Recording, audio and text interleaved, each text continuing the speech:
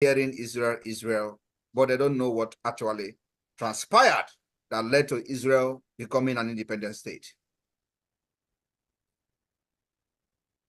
Hazael formed the Zionist organization and promoted Jewish immigration to Palestine in an effort to form a Jewish state. In an effort to form a Jewish state. Today, there is a Jewish state called Israel, State of Israel.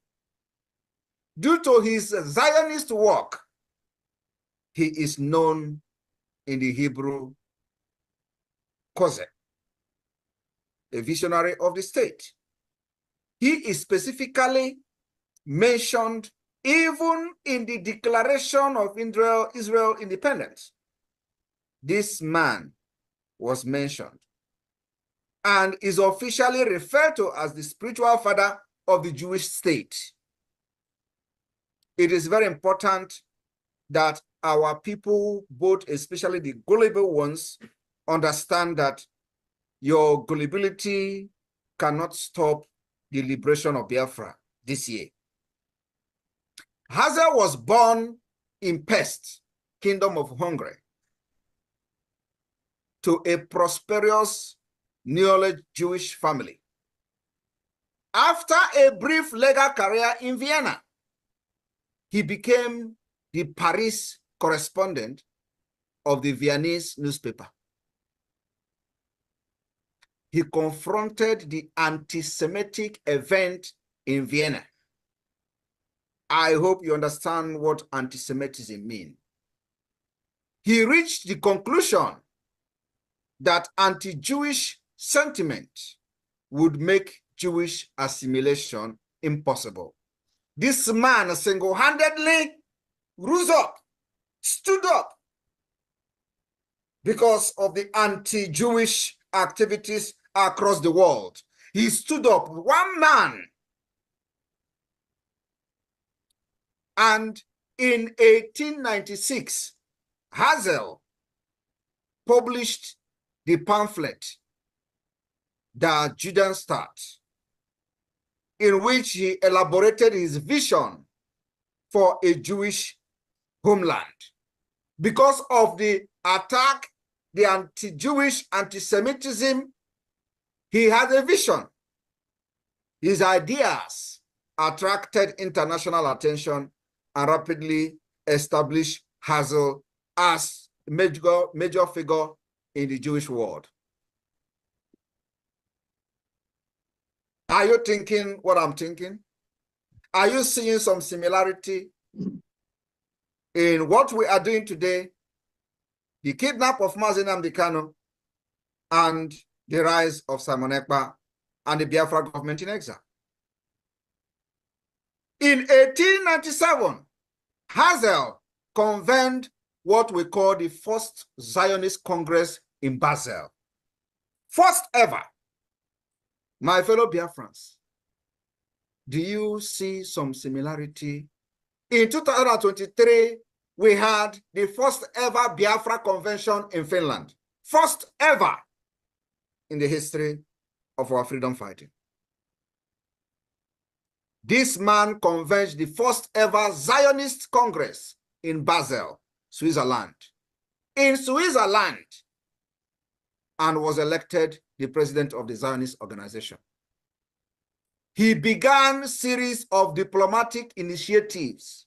I am talking about 18-something, when Usman Dan Fodio was conquering the northern Nigeria. When Usman Dan Fodio was killing the Hausas, this man was busy having a vision for a Jewish state of Israel. And then he began the diplomatic initiative to build support for Jewish state. I am telling you that we are not land anywhere. But that was a vision. That was a vision, and they pursued the vision. Some people who don't know anything how the world works will be telling you today who is the government, which government is supporting you, which state is supporting you, how can somebody support you when you are showing that you are an idiot? How can somebody support you when you are dependent on people and you have not thinking of your own? How can people support you when you have shown to be a slave to ordinary nomadic people who don't know what is civilization? But today, we have changed the narrative. Now they understand we are not slave nomadic. Now they understand there must be a need to support the liberation and the freedom of Biafra. Now they understand that people of integrity have risen up to show that Biafra has people of integrity and standard. He began a series of diplomatic initiatives to build support for Jewish state, appealing unsuccessfully to German emperor. He appealed to German emperor, was not successful. And Ottoman Sultan appealed to all these people, was unsuccessful. At the 6th Zionist Congress in 1903, they have had the first one, the second one, the third one, and the 6th one in 1903. Hazel presented the Uganda scheme.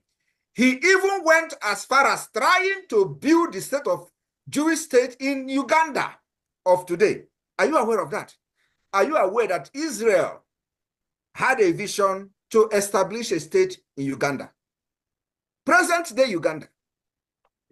That is people, I don't know how many of you, and of course, the gullible ones who are looking at what we're doing today are stupid and whatever. I don't know how many of them are aware of this, that Israel wanted to establish a state in Uganda, present Uganda, championed by Hazel. This was endorsed by Colonial Secretary Joseph Chamberlain on behalf of the British government. The proposal, which sought to create a temporary refugee for the Jews, ultimately rejected. Hazel died. This man died at the age of 44 in 1904 and was buried in Vienna. Now, let us also go fast forward after the Hazel attempt to establish the state of the Jewish state in Uganda, which was supposed to be the temporal refugee place, because of the anti-Semitism, anti-Jewish that was on rampage all over the world, just like they are trying to annihilate Biafrans because of the light we carry. Are you surprised that what we are facing today in Nigeria is exactly what the Jewish people faced all over the world? Then, Israel Declaration of Independence. I want you people to understand that the Declaration of Independent State of Israel was signed by 38 individuals. 38 signed the document of the Declaration of State of Independence of Israel. Are you aware of that? Are you aware that it was only 38 people that signed to declare Israel as an independent state? You don't know. Now you are knowing it today. I'm explaining to you. Formally, Declaration of the Establishment of State of Israel was proclaimed on the 14th May, 1948, by a man called David Ben-Gurion, the executive head of the World Zionist Organization, the Zionist organization that this Hazel founded, chairman of the Jewish Agency for Palestine, and later the first prime minister of Israel. It declared the establishment of a Jewish state to be known as the State of Israel, which would come into effect on termination of the British mandate. Our own British mandate terminated in 2014. That was when the British mandate terminated. When they say you have 100 years, after that we decide. Nobody is talking about the agreement and how Nigeria become a country from amalgamation to the independence to fake independence to today present Nigeria. They put it under the carpet because nobody have risen up to challenge them. Nobody have risen up to question the existence of Nigeria. Until now, we are questioning it under the Biafra government in exile. I will question it with gun. We will question it with bomb. We will question it with civility. We will question it diplomatically, and we will question it politically. And that is the multi-dimensional approach. That thing they are avoiding to discuss, that particular existence of Nigeria or continuation of Nigeria, they have been avoiding to discuss, will be forced to discuss. They will be forced with the activities and the actions of the Biafra government in 2024. That's where we are going. That's why all these shenanigans, all this their regional government, all this nonsense you see happening are happening today. And they have not actually started hitting the point, because the point remains the continual existence of Nigeria as a country. They are not discussing it. What was the agreement of 1914? What was the agreement thereafter? Independent. What happened for after the 100 years of Nigeria? Nobody is discussing it. And we have seen Nigeria has become the worst and evil state. A terrorist state it has become, and such state should not be allowed to stay even the next minute. That's why Biafra has decided to fight their way out, not the type of war we fought in the 67. That was a very big lesson that we have learned. And today we are fighting differently. I am telling you, if this liberation of Biafra is going to take us the next 20 years after the 2nd of December, we are ready for it. But let us continue so that you understand how freedom is fought.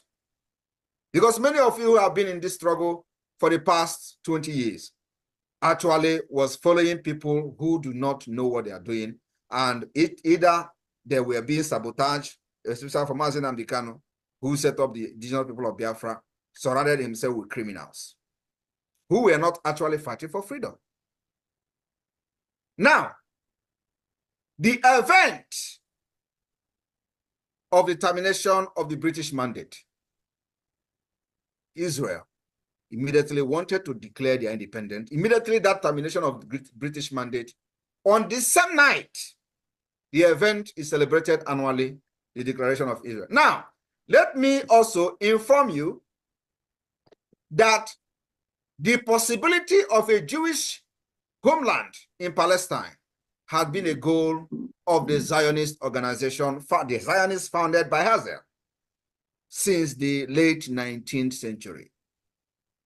In 1917, British Foreign Ministry Arthur Balfour stated in a letter to the British Jewish community leader, Walter Lord, that His Majesty government views with favor the establishment in Palestine of a national home for the Jewish people, and will use the best endeavor to facilitate the achievement of this object. It's being clearly understood that nothing shall be done which may prejudice the civil and religious right of existing non-Jewish community in Palestine, or the right and political status enjoyed by Jews in other countries. Dalolin na umife kunu si wene sola ni dwa akwụkwọ na Eastern News 24 n'ụbọchị nketa anyị na-akpọ ya morning tea. Unu anụgonu ya bụ ife mgbakọrịta ụka ya bụ ife Maazị Simon Ekpa bụ Biafran Prime Minister or Biafran Public Government in exile. Dịka o si dị n'afọ ka o si ada n'iru akwụkwọ. Gịnị ka i nwere ikwu gbasịta maka ya bụ ife ndị a niile kwugasị n'iru akwụkwọ dị iche iche drop ya on the comment section below. Also the paki bi abobu na nke abobosi zikine esori ni akwụkwọ onye na-afụ ya bụ ihe onyonyo anyị kabalụ ka like ya Antonio on notification, share kwe ko wetekwe ndị ọzọ ụmụnne anyị dị n'ebe dị iche iche aka. Daalụ rinne na Igbo mana ege ntị. Oge na-adịrị anya onye ndu ya apụta na n'ụlọ mkpọrọ ka emesịanụ ụmụnne m. All right, wonderful people, welcome back to this wonderful channel where we'll bring you back-to-back update and information as you hot. In case you have not joined our social media handle, what are you waiting for? Kindly go ahead and subscribe, like, comment, share, and also remember to on your notification button so that whenever our news drops, you will be the first. We'll collect them. All right, let's go down to the news proper. Lawmakers visit Nnamdi Kanu, resolve lawyers' restriction. That is the thread now. That's what is currently going on. Lawmakers visited Nnamdi Kanu and they have resolved lawyers' restriction. Of course, you know that Mazi Nnamdi Kanu's lawyers were restricted from seeing him. And there's something that was trending last week. Some people are asking questions whether Nnamdi Kanu or Nozikwa, is he still in this earth, or has he crossed into the world beyond? And people were wondering that his face have not been seen, this, that. A lot of fear. And I think this is the part of what made lawmaker to visit him is either to show that he is still in the land of the living, because we are not even, it's not even a thing of rejoicing again. If they say lawmaker visited in and they can make so that we'll come and be rejoicing, we know that is either election is coming closer, and these people know that Kanu is a gateway. It happened in Anambra, yes. There was a big tension in Anambra during Chukwuma Charles Soludo's election, the election that brought Chukwuma Charles Soludo in Anambra into office. Mazi Nnamdi Kanu contributed 90% of what brought Soludo into office, even though he was in the DSS detention. Yes, he contributed 90% of what made Soludo to become the governor of Anambra State. Soludo was visiting him, making a lot of promises, talking about Nnamdi Kanu and how people, the government have left him, the government have not been able. He spoke as if that if he gets into that office, that with immediate effect, Kanu is out of the DSS detention. That was what people thought. And they played that politics, did their politics, used Kanu as the picture maker. They used him as the front page, the man on the front page, because that's what they used. They used Kanu as the man on the front page to be able to achieve the agenda. And that is what these politicians have been doing. That's what the politicians have been doing. Even when late Iwanyan was alive, who was the former president of Ohanese Ndigbo, there were a lot of politics. That's why I will tell Ndigbo, can Ndigbo Julunwayo, make una take it easy. Help your brother. You don't need to sabo your brother, betray your brother because of just politics. Because of politics. And because of this kind of politics that Ndigbo are playing, Ndigbo are not together. They don't have a plan. They don't have a masterpiece. In the Southeastern politics, there is no masterpiece. The Southeastern politicians are serving the Northern and the Western politicians. They are just like servants there. Ndigbo have not been able to develop a blueprint for themselves, a masterpiece, of which this was why Ojukwu came up with the Apuga Party in Kabunkanyi. And still on that, this Apuga Party started dominating the East. There were a lot of governors in the Southeast that entered into office with Apuga, and immediately Apuga gave them office. They left Apuga, they entered another party. You forgot the small party, the little party that brought you into power. The little party that brought you into power, which of course you are now a stakeholder there. You are now a good man. The party brought you into power so that you can have power, so you'll be able to protect them. And what these people do is that when the party brings them into power, you see them dumping the party to jump to another party. You've forgotten how you got your victory. That this party, this little party you are dumping now, was the party that made you who you are. You were not a governor. And through the umbrella of this party, the flag bearer of this party, you went for governorship. You won. Now, yourself did not tell you that what you are there to do is to build your party, to make sure that your party becomes strong, because they have made you a strong man there. You are aiming for the higher position, but that will be for the interest of your party. And that is what Ndibo has forgotten. Ndibo left this kind of politics of having a blueprint of what a particular people want, where they are going, their motion, their destination. The Southeast politicians have made us to know that Ndibo does not have a destination in Nigerian politics. Go and see how Hausa people play their politics. You will understand that they have a destination. If you see how the Yorubans are playing their politics, you see that they have a destination. They have where they are going. The Yoruba man has entered now.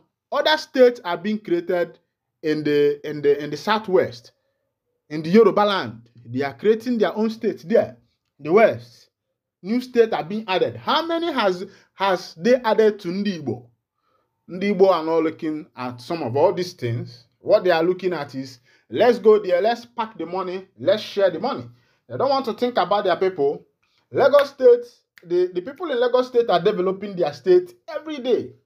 Then our governor says they want investors. They want to bring investors into Alibo. How will an investor come into Alibo where they don't even have a good road access? No good road access in Alibo. You cannot, there's nowhere in Alibo you can see one big lane, maybe like 4 or 5 lanes. It's only 2 lanes or 1 lane. If they build that 1 lane, they will be making noise that they have done something for Ndibo. Meanwhile, in Lagos State, they are building railways. These people are building trains, making business easy. They see the population that is coming in to do business. And recently, what Ndibo has also diverted to, which is what is happening now, turning their state a den of insecurity, because a river does not pass through the forest without bringing down trees. A river does not pass through the forest without bringing down trees. And Ndibo has changed their politics to politics of terrorism, politics of terrorists, where you see that in your own land, you will not be able to even harvest again. You will not be able to go to your farmland and farm and come in peace. Ndibo they have a vast land. On this vast land you have, big land, why don't you create roads, enough road inside all those places, inside those forests? Create enough road there, put railway, open the city. Well, because you want investors to come in, expand. But our governors have refused. Go to Anambra State and you see what is happening there. You go to other states, go to Abia State. It's even the one that Oti came in and is doing. And what even Oti is doing is not enough. Because the government have enough money. The people have refused to invest in industry and a lot of things. And meanwhile, a lot of people are going about. This lawmaker has also gone about to meet Mazen Nnamdi Kanu, because it's either he has one interest or the other. Meanwhile, let's go down to the full detail of the information of what this lawmaker, what transpired between the lawmaker and Mazen Nnamdi Kanu in the DSS detention, and how he visited Ahmadike Ndibo. Let's go down. I'm with you. A lawmaker representing Ikuano, Umuahia North, Umuahia South Central Constituency, Abia State, Obiagocha, has visited the detained leader of the indigenous people of Biafra, Nnamdi Kanu. The visit, which took place on Thursday, October 24, 2024, is part of an ongoing effort to find a political solution to the continued detention of the IPOB leader. Kanu, who was arrested on June 27, 2021 in Kenya and subsequently extradited to Nigeria, is facing charges of terrorism, treasonable felony, and inciting violence through his radio Biafra, among others. This is what they wrote about him. This is what they felt, the reason why they imprisoned Kanu. Let's go on. A statement issued on Saturday by the media team of the lawmaker noted that Agocha was recently approached by Kanu's legal team complaining of its inability to interface with the detained IPOB leader. The statement read in part, a few days ago, the lawyer to Mazi Nnamdi Kanu reached out to his Honorable Minister Obi Agocha representing Ikwano, Umuahia North and Umuahia South Federal Constituency. This was about the long-running difficulties being encountered by the legal team in their effort to gain access to meet with their clients. Honorable Obi Agocha took urgent steps in writing the Department of State Security and Tajudeen Abbas, Honorable Speaker of the 10th House of Representatives, seeking their immediate intervention. A meeting of the aforementioned was positive to the effect that Honorable Obi Agocha, having inquired from the DSS, who informed that the seeming pause to assessing Mazi Nnamdi Kanu was occasioned by his lawyers asking the judge to rescue him herself, which requires further legal processes and is also known to both parties.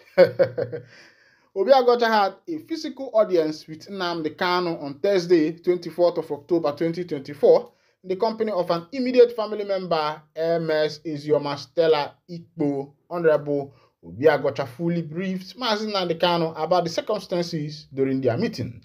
The statement further noted that the legal team have now been granted access to Kanu. A resolution was reached regarding the lack of access to Nnamdi Kanu by his legal team. All right. All those English, all those grammar is that Kanu's legal team has been restricted from seeing him in the DSS custody. You can imagine the country where we find ourselves. Your legal team, your legal advisor, your lawyer, a man who is standing for you, will be restricted access from seeing you. And tell me how you are going to win the case.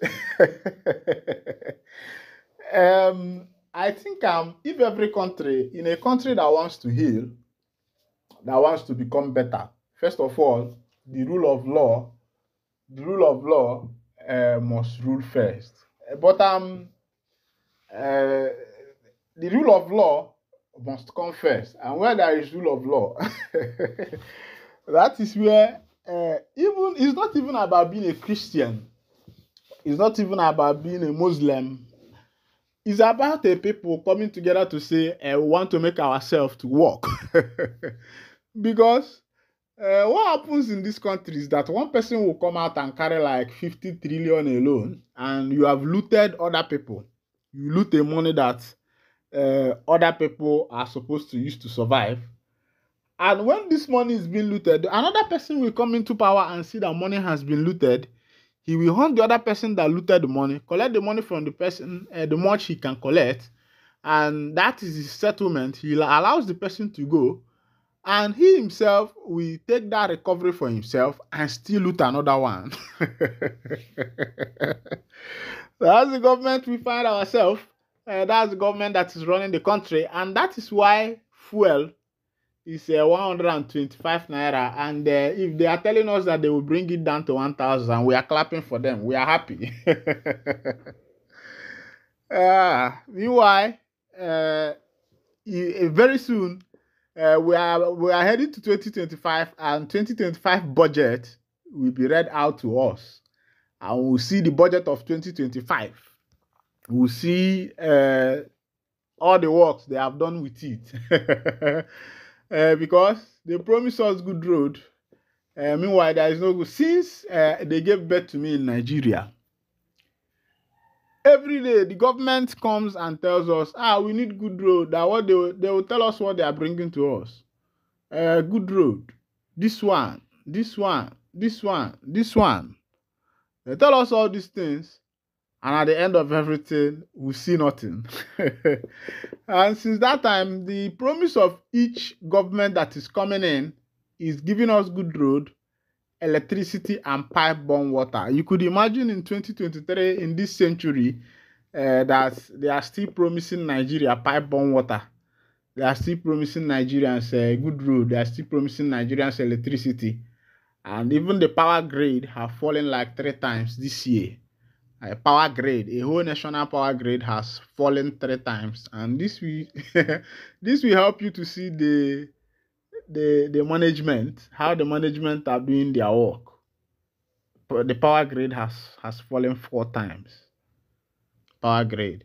Meanwhile, This is where we'll be winding down the curtain. And if this is your first time of joining us on this wonderful channel, kindly go ahead and subscribe, like, comment, share, and also remember to on your notification button so that whenever our news drop, you will be the first to click on. Thank you for listening. God bless you.